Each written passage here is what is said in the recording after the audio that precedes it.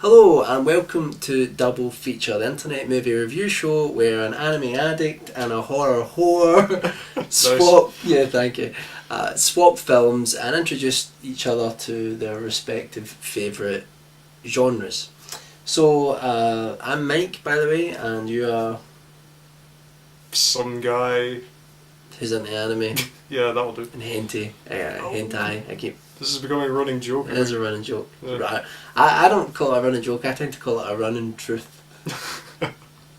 This week, Mike has selected for me The Raven, which is a horror film from 1963, directed by Roger Corman, which features Vincent Price and Boris Karloff as two dueling magicians. Now, it's quite a strange setup for this, actually, because it starts out with Vincent Price reading from Edgar Allan Poe's poem The Raven, and then it actually goes off into quite a different direction. I'm fairly sure that Poe never really intended kind of dueling 16th century magicians in the poem. Definitely not. Yeah, bonus points for originality there. Essentially, the film concerns Vincent Price's character one night finds a raven tapping at his window, who comes in and complains of having been turned into a raven by an evil magician. Anyway, essentially, the raven demands to be turned back into Peter Lorre, as you do when you're bored. So begins effectively night and a half, I'm going to say. I'm not entirely sure how long it takes for them to go off, find Boris Karloff and kick his face in. I think that summarises it fairly well. Jack Nicholson. Well, summarised. Yeah. It wasn't really what I'd kind of expected. When you get the heavyweights of horror in many ways, you get Vincent Price and Boris Karloff in the same Peter film. Lorre was pretty heavy at that time. You would expect something quite kind of sinister and mysterious, but it's actually just a lot of fun, really. It's quite a sort of light, jaunty romp. You got the young Jack Nicholson turning up to save the day. Jack Nicholson was young. What's up with that? I know. I gave you this film because The Raven for me is one of the most enjoyable horror films I've ever seen. You might watch it and you might be bitterly disappointed because you might say, well, there's no horror in it. Yeah, that's the one thing. You are right in saying that it's more of a fantasy film, but it's definitely got the horror element to it. It is a fantasy. It's got wizards and magic in it, and people. I have to say, the duel between Vincent Price and Boris Karloff, that was a particular highlight. Actually, I did enjoy that. It's awesome. Yeah. I would love to re-edit that with the music from The Good, the Bad, and the Ugly. That'd be epic. It's not really ruining it to say that if you've ever read the poem The Raven, you'll know that it's really about grief. And someone not being able to get over the death of someone close to them, and it's a woman called Lenore, and not the fabric softener, a woman called Lenore, and the poem, and in the film they've taken that where Vincent Price seems to think that somehow the spirit or soul of his ex-partner who's now passed on is somehow in this castle as well. So there's a whole bunch of reasons why they go. There's also a romance plot between Jack Nicholson, who plays Peter Lorre's son, and I can't remember the name of the actress, but she's very good at it. But what's her name? Hazel Court. International Pictures. There was a good performance from International Pictures. Yeah, it was very good. Uneven in places. No, she's very good. She plays Vincent Price's daughter, and there's a bit of a romance between Jack Nicholson and her. And it's just the whole thing. Yeah, I'd like to. There's just the whole thing is great fun. If I'm summing it up, I've got great memories of The Raven. I remember sitting watching it with my dad when I was younger, and it's always one that I just think it's so much fun. It's grounded in the horror genre, but it's not to be taken serious. There's not really much about it that's frightening. It is sort of maybe geared to more towards sort of the fantasy genre, but it's wonderful performances, and you just get a real feeling when you watch it that each and every single person working in that film had an absolute blast. Absolutely, yeah. The sheer cheerfulness of it just really shine through. You do get the feeling that everybody is enjoying themselves immensely. And I think the only thing I would say is that while I liked the film, I think I would have enjoyed it if they maybe pushed the horror angle just a little bit more. If they, I'm not saying it would have had to been a spoof exactly, but I think if they'd pushed it just a little bit, if they'd made it, if they'd given it the more of the atmosphere and the feeling of a proper horror film, I think that would have made it, for my mind, all the funnier. I think that would have kind of possibly. Well, I'm just speculating really. That's kind of. I suppose you would look more at. I mentioned this in another video that we just put up, where I talked about the Fields Vampire Killers and Abbott and Costello meets Frankenstein, how these sorts of films have genuine... because they work as a horror film as well as a comedy. I mean... So, to conclude then on The Raven... Oh, absolutely, yeah, absolutely worth checking out. Particularly if you're, interested in the actors appearing in it. Just to be able to see them all together in the same film is, worth... It's worth seeing it for that alone. Yeah. I think the fact that it's also an enjoyable film in its own right is just kind of a bonus, really. Definitely. I couldn't agree more. Go and check it out. It's fantastic.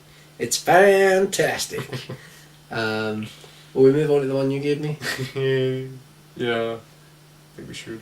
I'm genuinely interested to hear what you're going to say about this. Alan gave me Ghost in the Shell, which is a film released in 1995. Anime, as is the format of the show, and it's set in the year 2029, where the world has become infused with technology to such a degree that everyone's really sort of almost hardwired into some sort of network, really, where people can plug into things and can plug into the network and can converse with one another and things like that. And in this world, there are hackers who have the ability to hack into people and almost like wipe their memories and make them do things that they want to do. And the film the film follows Major Kusanagi. Major Kusanagi. Yeah, got it right. I kept saying Kunasagi earlier on. Kusanagi, who went along with her partner, is part of, is it Section 6 or Section 9? Section 9. Who are trying to track down one of these hackers called the Puppet Master, who is making people do certain things for them. And that's the Major Kusanagi is also actually a cyborg, as are most of the people working for Section 9.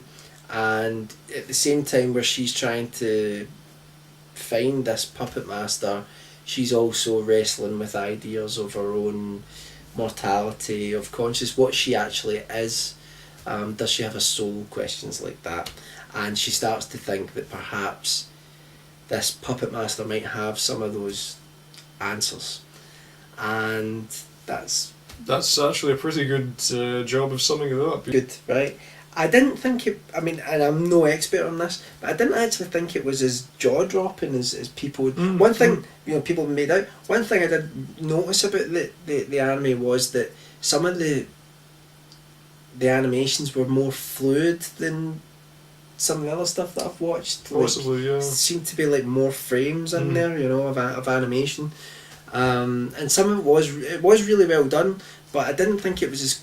When I read people talking about it, it's as if it's like... I don't think it's as much as a spectacle as Akira was, I would definitely say that. Yeah, maybe that's the problem coming off of Akira and comparing it to that. Yeah. And I felt... Again, reading about what people were saying about the film, that Ghost in the Shell is like held up as this unbelievably brilliant exploration of consciousness and what it is to be human, and a little bit of futurism, looking to what's going to happen as we bring technology further into our lives. And yeah, it does address those issues. Yeah. But it felt to me almost like an extended episode of something rather than like a film. It didn't feel like... to me it didn't feel like a complete film. I didn't feel like the characters in Ghost in the Shell weren't as developed as I thought that they should have been, especially when you've got, you know, Kusanagi, who you should be really identifying Well, with. it's interesting that Kusanagi particularly has become quite an iconic character, really, you know, in terms of anime. You know, I mean, she is quite well known, you know, sort of I don't know if you say sort of symbol of the genre almost, in that a lot of other female characters will be compared to her, sort of inevitably, that she is in many ways considered a benchmark. Really? I thought it was particularly interesting what you were saying about the you know, you weren't impressed by the characterization in the film, because I'm hoping that I haven't, you know, coloured your opinion with what I've said in the past, but I'm very much in agreement with you. Because certainly I would say, compared to the later versions, particularly the TV series, the standalone complex, I would say that the film, I mean, you know, obviously you're not going to get as much characterization into, you know, one feature film as you are in the TV series, but the series just does the characters so much better than the film does, I feel. I mean, I think that the film, it packs a lot into the running time. You know, there's a lot of kind of philosophical debate, there's a lot of action, there's a lot, you know, it's been incredibly stylish, but I feel that the characters have been reduced a little more than a cipher, which in some ways I suppose is maybe the point. I mean, I would say that probably my favourite little thing in the film is not so much even the main plot, but without wanting to give too much away, what happens to, you know, the garbage collector.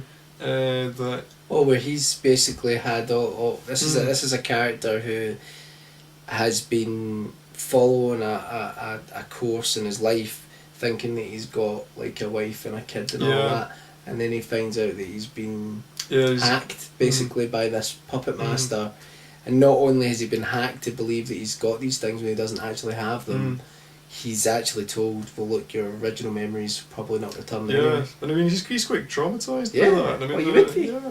There's something quite, there's a touch of kind of Philip K. Dick going on with that, I think. I mean, I thought that was just quite a nice little anecdote.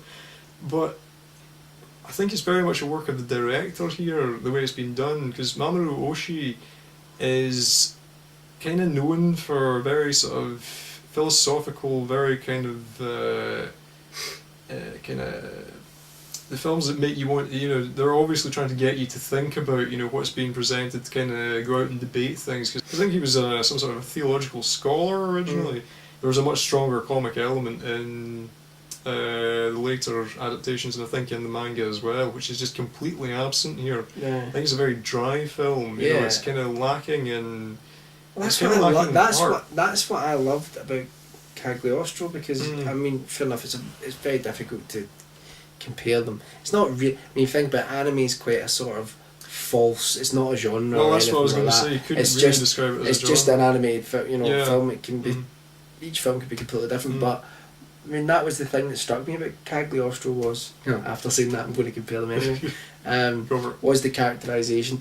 Just but not just that, the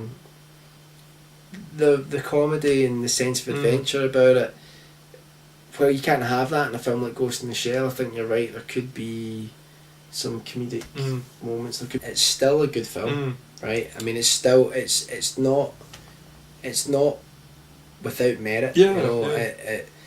It visually, it has some great moments. The ideas that it does explore are interesting. I just think that it's not as wonderful a product as people get, and I have to say the ending as well was pretty out there.